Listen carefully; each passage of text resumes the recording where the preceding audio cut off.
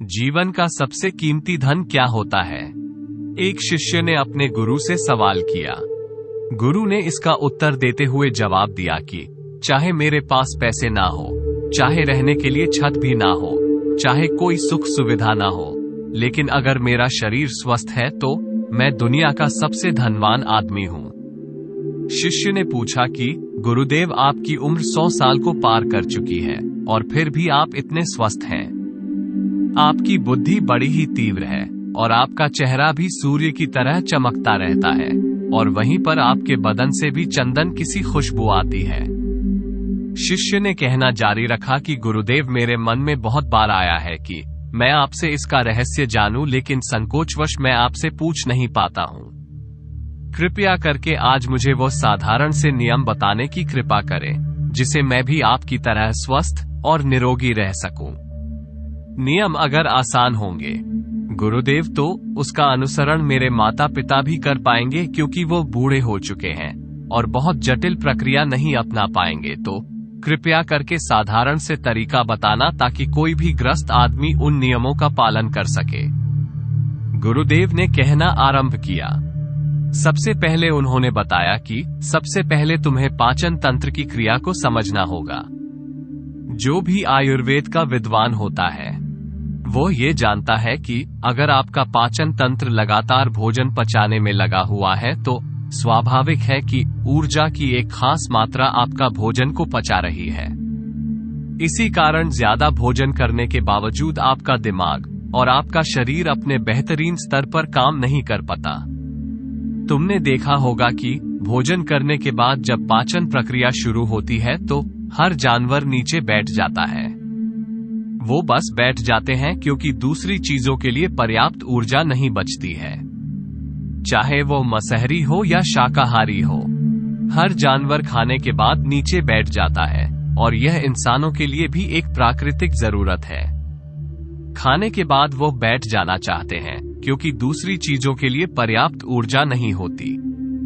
अगर आप अपनी पूरी क्षमता का इस्तेमाल करना चाहते हैं तो आप अपने शरीर को ऐसा बनाकर रखिए कि आप जो भी खाएं, कुछ भी खाएं, तो 1.5 से 2 घंटे के अंदर आपका पेट खाली हो जाना चाहिए।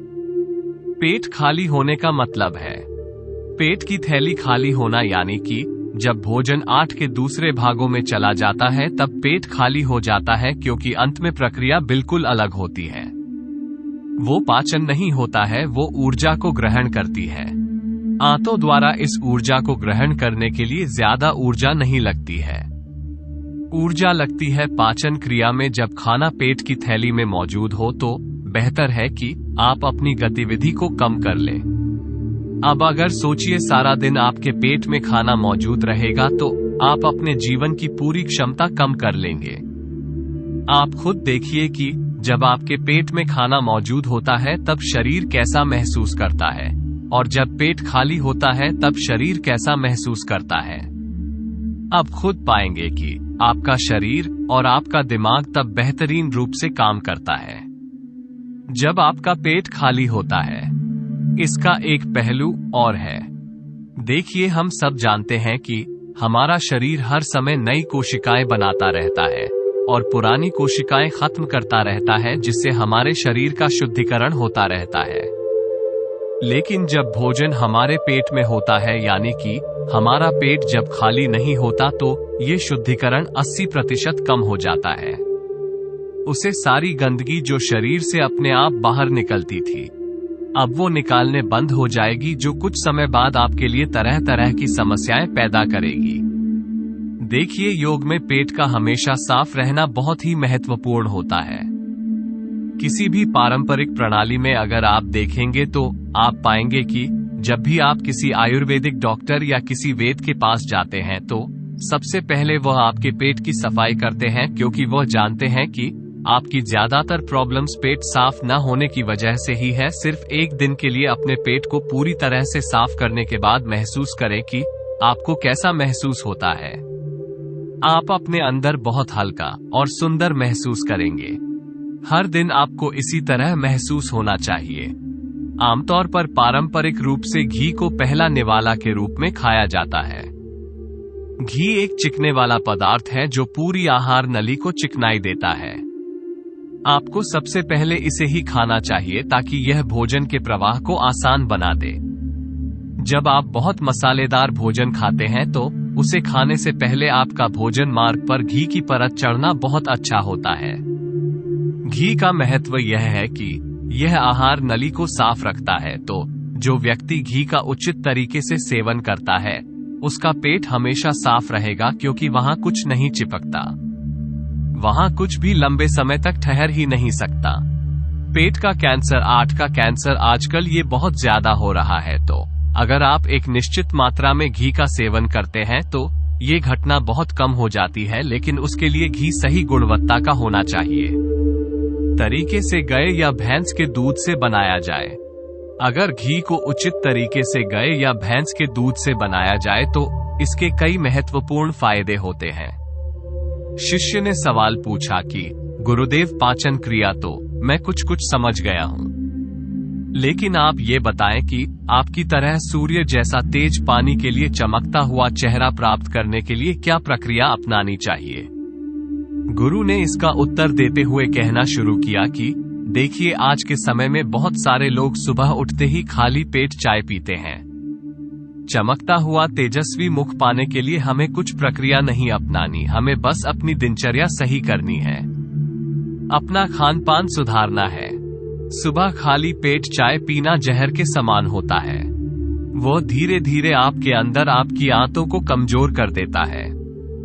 पेट में धीरे धीरे एसिडिटी होने लगती है और अपने आप मां और मस्तिष्क सुस्त पड़ते जाते हैं। सुबह उठते ही तुम्हें तांबे, चांदी या मिट्टी के बर्तन में रखा हुआ पानी पीना चाहिए, लेकिन चांदी और मिट्टी की तासीर ठंडी होती है, इसीलिए कैफ, अस्थमा या दम जैसे रोगी इसका उपयोग न करें। रात में अपने चांदी, तांबे या मिट्टी के बर्तन में पानी रख दिया और सुबह खाली पेट बिना दातुन किए हुए उसे पी लिया। शिष्य ने सवाल किया कि गुरुदेव, बिना दातुन किए हुए अगर हम वह अपनी पंगे तो हमारा बासी थूक हमारे अंदर ही चला जाएगा। गुरु ने उसे बताया कि वह तो अच्छी बात है, क्योंकि बासी थूक औषधि के समान होता है। गुरु ने चेतावनी दिखी जिन लोगों को अल्सर, टीबी या निमोनिया है उन्हें खाली पेट पानी नहीं पीना है। तांबे के बर्तन में रात में रखे हुए पानी में उसके संस्कार मिल जाते हैं, तांबे के गुण उसे पानी में आ जाते हैं और वह तांबा हमारे शरीर में जाकर बहुत से लाभकारी फायदे करता है।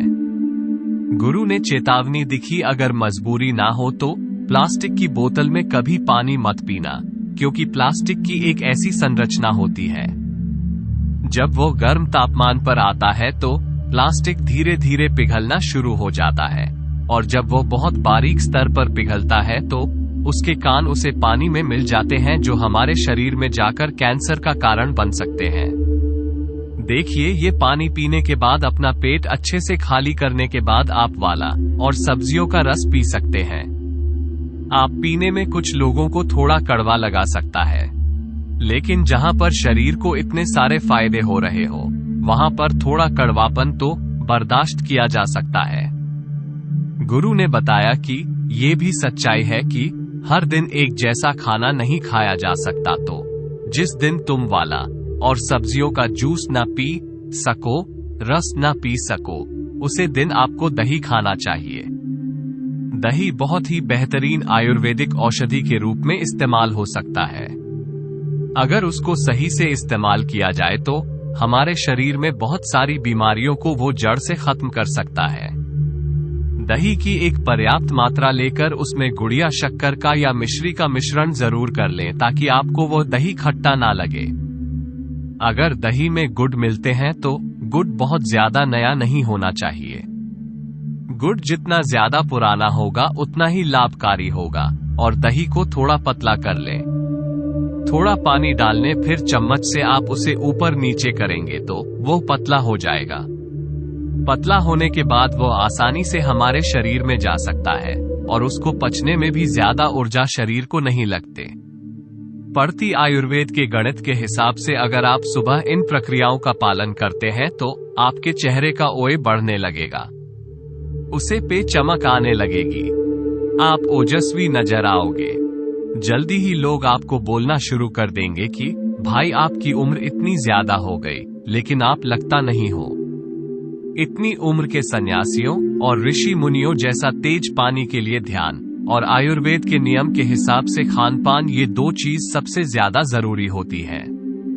अगर जीएसटी आदमी भी इन नियमों का पालन करता है तो वो भी सन्यासियों जैसा ओजस्वी और तेजस्वी हो सकता है। शिष्य ने आखिरी प्रश्न किया कि गुरुदेव, मुझे ये दो नियम तो अच्छे से समझ में आ गए हैं। पहला नियम, अपने पेट को खाली रखेंगे तो हर बीमारी से मुक्त रहेंगे। दूसरा नियम कि हम अपने चेहरे पर ओए और तेज कैसे प्रकट कर सकते हैं।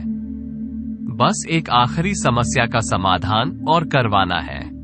मैं आपसे पूछना चाहता हूं कि जैसे जैसे आदमी की उम्र बढ़ती है तो उसके आंखों की और उसकी दिमाग की क्षमता कम होती जाती है, तो उसे क्षमता को बरकरार बनाए रखने के लिए किन नियमों का पालन करें, या फिर क्या खानपान अपने दैनिक जीवन में। अपने गुरु ने खुद की तरफ इशारा करते हुए कहा कि जैसे जैसे उम्र बढ़ेगी वैसे वैसे बुद्धिमान होते जाओगे।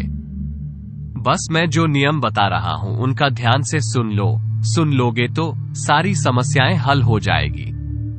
सबसे पहले सफेद कद्दू के औषधीय गुना के बारे में जानो। आयुर्वेद के गणित के हिसाब से सफेद कद्दू का जूस कैंसर को मिटाता है और साथ ही दिमाग की तीक्ष्णता को बढ़ाता है। तीक्ष्णता यानी कि तेज बारीक बुद्धि, लेकिन ये समझ लेना कि सफेद कद्दू का जूस ठंडा होता है, इसीलिए अस्थमा और जिनको सर्दी जल्दी पकड़ लेती हो ऐसे लोगों को सफेद कद्दू के जूस का सेवन नहीं करना है। दिमाग और आंखों को तेज करने के लिए जो अगला नुस्खा मैं बता रहा हूं वो हर कोई कर सकता है, बल्कि हर किसी को करना चाहिए। 5 देसी बादाम की गिरी, जो छोटी वाली होती है क्योंकि वही देसी होती है। बड़ी वाली में इतने गुण नहीं होते हैं जितना छोटी वाली गियर में होते हैं।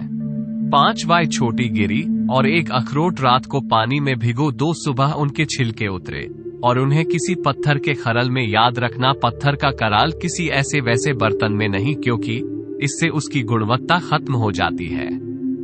उसे पत्थर में ये डालने के बाद उसे मथना शुरू करो। धीरे धीरे जब आप उसे पीसेंगे तो वो बारीक होने लगेगा और उसके बाद उसमें दूध डालना शुरू करो। ऊपर से दूध गाय का रहेगा, वह सबसे ज्यादा बेहतरीन रहेगा। दिमाग के लिए इस्तेमाल करने को भैंस का या बकरी का भी कर सकते हैं, लेकिन गाय का दूध सबसे ज्यादा महत्वपूर्ण हो जाता है। जब दिमागी समस्याओं के बारे में बात आती है तो अब उसे बादाम और अखरोट को उसे दूध के साथ पीसना शुरू करो। धीरे धीरे जितना आप पीसेंगे उतनी ही उसकी गुणवत्ता बढ़ती जाएगी। अब कुछ लोगों को लग रहा होगा कि दूध के साथ हम बादाम यूं ही खा ले तो, या फिर पत्थर के खरल में पीसने की बजाय उसे मिक्सी में पीस ले तो। तुम्हें बताता चलूं कि पत्थर के खरल में उसे पीसने के बाद उसकी गुणवत्ता 100 गुना ज्यादा बढ़ जाती है। अच्छे से गाय के दूध में पीसने के बाद जब आप इसका सेवन करेंगे तो आपकी आंखें और आपका दिमाग, उनके लिए ये बहुत ही लाभकारी। जिन लोगों को भूलने की समस्याएं होती हैं, जो छोटी छोटी चीज रख के भूल जाते हैं, जो लोग दिमागी रूप से परेशान रहते हैं, तनाव बना रहता है, चीजों के बारे में ज्यादा सोचते रहते हैं, ऐसे लोगों के लिए यह एक ठंडाई का काम करेगा।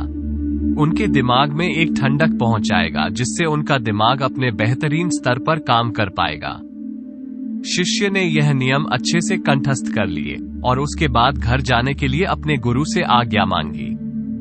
शिष्य अपने गुरु से आशीर्वाद लेकर अपने घर की तरफ प्रस्थान कर गया। तो दोस्तों, कैसा लगा ये ज्ञान? आपको कमेंट सेक्शन में जरूर बताना, और फिर भी आपको कोई सवाल हो तो वो कमेंट्स में जरूर पूछना, क्योंकि आपके सवाल ही हमें सोचने पर मजबूर करते हैं। तो मिलते हैं किसी अगली वीडियो में, तब तक के लिए अपना ख्याल रखें।